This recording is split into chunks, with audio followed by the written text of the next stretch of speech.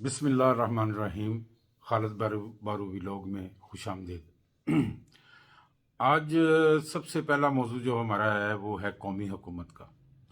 جس کا کل سے نہیں، آہستہ آہستہ چھوٹے چھوٹے بیانات کافی دنوں سے آ رہے تھے مختلف سیاستدانوں کے، لیکن کل سے اس میں تھوڑی سی شدت آ گئی ہے۔ ہم بھی نوٹ کر رہے تھے کہ یہ کیا بات کر رہے ہیں اور اس بات کا مقصد کیا ہے اور اس بات کے پیچھے کیا بیک گراؤنڈ ہے۔ قومی حکومت بنتی ہے الیکشن کے بعد، جب الیکشن ہو جاتا ہے اور اگر کوئی بھی ایک پارٹی حکومت بنانے کی پوزیشن میں نہ ہو، جیسے ہمارے پاکستان میں اس وقت 169 170 کی بات ہو رہی ہے،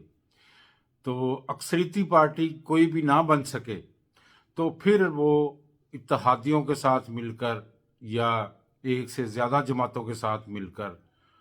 قومی حکومت بنائی جاتی ہے، جس میں کوشش کی جاتی ہے کہ تقریباً ساری ہی سیاسی جماعتوں اور سٹیک ہولڈرز جو جتنے ہیں وہ موجود ہوں اور ان کا حصہ جو بنتا ہے وہ ان کو ملے اور وہ اپنے معاملات چلا سکیں۔ اچھا، یہ الیکشن کے بعد ہونا چاہیے تھا، لیکن یہ بات الیکشن سے پہلے کیوں ہو رہی ہے؟ یہ ہے وہ کوشچن۔ میں بار بار جو اللہ تعالیٰ مجھے آگاہی دیتا ہے اور میں جو میرے ذہن میں بات آتی ہے میں آپ لوگوں کے ساتھ شیئر کرتا ہوں۔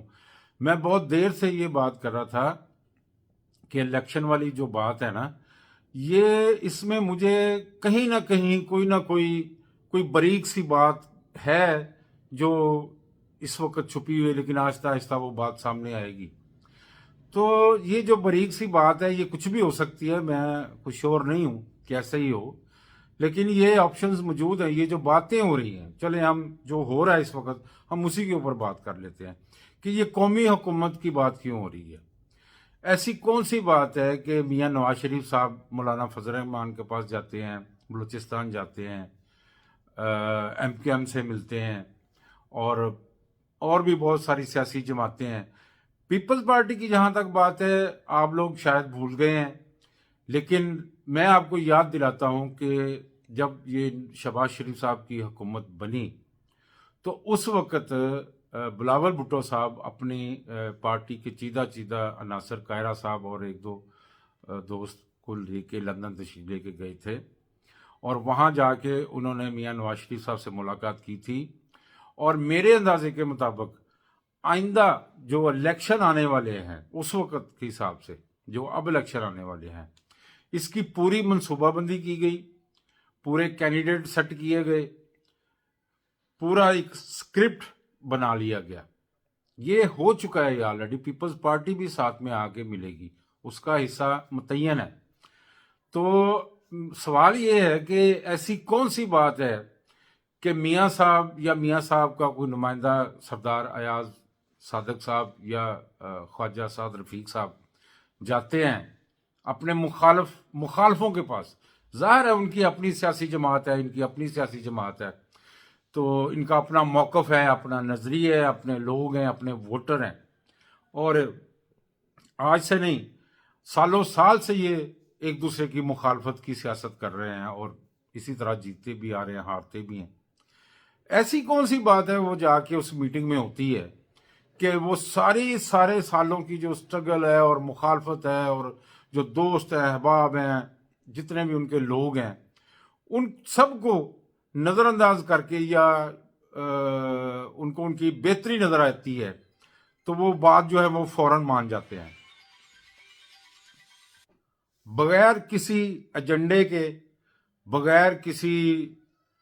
مذاکرات کے۔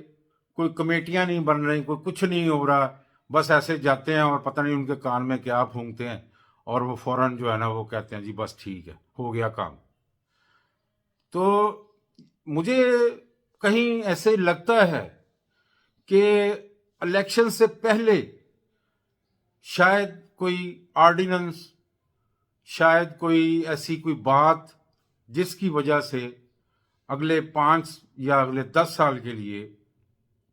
ایک قومی حکومت قائم ہو جائے، جس میں ظاہر ہے پی ٹی آئی کے لوگ تو ہوں گے لیکن پی ٹی آئی نہیں ہوگی، بلکہ کسی اور نام سے، یا جیسے آئی پی پی ہے یہ ہوگی، خٹک صاحب کی پارٹی ہوگی. تو وہ جو قومی حکومت ہے، یعنی اس ملک کے سارے سیاستدان اور ساری سیاسی جماعتیں اگر کسی ایک جگہ بیٹھ کے یہ کہتی ہیں کہ بھئی ہم نے ایک میثاق معیشت وہ سائن کیا ہے اس ملک کی بھلائی کے لیے، مہنگائی ختم کرنے کے لیے، عوام کو اوپر لانے کے لیے، سسٹم ٹھیک کرنے کے لیے، تو ہم سب مل کے جو ہے وہ ایک جد و جہد کا آغاز کر رہے ہیں اور ایک سٹرگل کر رہے ہیں، اور اس ملک کی بہتری کے لیے ہم سب مل گئے ہیں، سارے سیاسی مخالفت کو پہلے اس حد تک بڑھایا جائے کہ لگے کہ وہ مخالف ہیں، تو پھر اس کے بعد وہ مخالف کٹھے بیٹھیں اور کٹھے بیٹھ کے وہ انا ونڈے ریوڑیاں پہنچوں اپنیاں نو، تو وہ سارے کٹھے بیٹھ جائیں، کٹھے بیٹھ کے فیصلہ کر لیں کہ جی اگلے 5 یا 10 سال کے لیے حکومت ہم نے کرنی ہے. تو سوال یہ پیدا ہوتا ہے کہ ہمارے نمائندے کون ہیں؟ ظاہر ہے ہم عوام ہیں، ہم 80% عوام ہیں، 20% جو ہے وہ اشرافیہ ہے، چاہے وہ کسی بھی ادارے میں ہے، چاہے وہ سیاستدان ہے، چاہے وہ ملٹری مین ہے، چاہے وہ اس کی کوئی فیکٹری ہے، چاہے وہ کوئی پی اے اے کا مالک بننے جا رہا ہے، کوئی ایئر بلیو کا مالک ہے. تو ہم لوگ نے تو صرف ووٹ ڈالنا ہے، ہم نے تو صرف ووٹ ڈالنا ہے اپنے نمائندے کو. اب جو ہمارے نمائندے ہیں اگر وہی جا کے کہتے ہیں کہ بھی ٹھیک ہے قومی حکومت میں ہم لوگوں کے کام جو ہے نا وہ کریں گے، تو ہم تو صرف سن ہی سکتے ہیں نا، یا ہم دیکھ سکتے ہیں. ہمارا تو کوئی مطلب حکومت میں یا حکومت کے معاملات میں یا ان کے کسی اچھے میں یا کسی برے میں کچھ بھی نہیں ہے. ہم صرف دیکھ سکتے ہیں، ہم صرف سن سکتے ہیں، ہمیں صرف فیصلہ سنایا جائے گا، ہمیں صرف بتایا جائے گا کہ اب ہم نے یہ فیصلہ کر لیا ہے، اب ہم نے یہ کرنا ہے، اور بس چپ کر کے آنکھیں بند کر کے ہمارے پیچھے چلے. تو کیونکہ جہاں تک الیکشن کی بات ہے، چیف جسٹس صاحب نے منع فرمایا اس بات کے اوپر بات کرنے سے، تو میں بڑی معذرت کے ساتھ اور بڑا ادب کے ساتھ اور معافی کا طلبگار ہو کے بس ایک چھوٹی سی بات کرنا چاہتا ہوں. الیکشن کس لیے کروائے جاتے ہیں؟ حکومت میں آنے کے لیے، اقتدار میں آنے کے لیے، اپنی پارٹی اقتدار میں آئے اور پارٹی کے منشور پر عمل کیا جائے، اور جس طرح سے بھی ہے لوگوں کی خدمت کی جائے یا دکھائی جائے یا جو بھی ڈرامہ کرنا کرے. مسئلہ یہ ہے کہ جب آپ کو پتہ ہے مثلا اقتدار میرے پاس ہے، مثلا کیا اقتدار جس کے پاس ہے، جو ہمارے اس وقت نگران بنے ہوئے ہیں الیکشن کروانے کے لیے جو آئے ہوئے ہیں، وہ کس کی حکومت ہے؟ وہ انہی کی حکومت ہے. اچھا، پھر اس کے بعد الیکشن کروانے کا مقصد ہوتا ہے کہ اقتدار ہمارے پاس آئے. اقتدار پہلے ہی ان کے پاس ہے، ایک بات. دوسری بات، اس وقت ہماری یعنی عام عوام کی بات سننے کا مجھے نہیں لگتا کہ اشرافیہ کا کوئی موڈ ہے. بات سننے سے مراد یہ ہے کہ ہمارے اپنی مرضی سے ووٹ ڈالنے کا حق جو ہے وہ مجھے نہیں لگتا کہ اس طرح سے ملے گا. کیونکہ الیکشن سے پہلے جو چیزیں ہوتی ہیں، اگر کسی ایک کو لانا ہے اور دوسرے کو نہیں لانا، تو وہ تو سب ہو رہا ہے. کیونکہ مجھے یہ لگتا ہے کہ اسٹیبلشمنٹ یہ سوچ بیٹھی ہے کہ جو سیاسی پارٹیاں ہیں،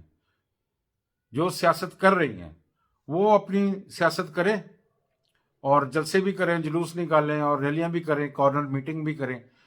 پرابلم پی ٹی آئی کی یہ ہے کہ پی ٹی آئی سیاست نہیں کر رہی. پی ٹی آئی ابھی تک 9 مئی کے اوپر ہی کھڑی ہوئی ہے، یعنی کہ اداروں کے خلاف ہی کھڑی ہوئی ہے. نہ ان کے لیڈران نے مذمت کی، نہ خان صاحب نے مذمت کی اس طرح سے جس طرح سے کرنی چاہیے تھی. اور اسی طرح باقی جو بچے کھچے پارٹی لیڈر ہیں یا ورکر ہیں یا کارکنان ہیں جو ان کے حمایتی ہیں، انہوں نے بھی نہیں کی. تو سٹل تصویر جو ہے وہ یہ ہے کہ پی ٹی آئی اور اسٹیبلشمنٹ آمنے سامنے ہیں. اور اب جب آمنے سامنے ہیں آپ ان کو نہیں مان رہے تو پھر وہ آپ کو کیسے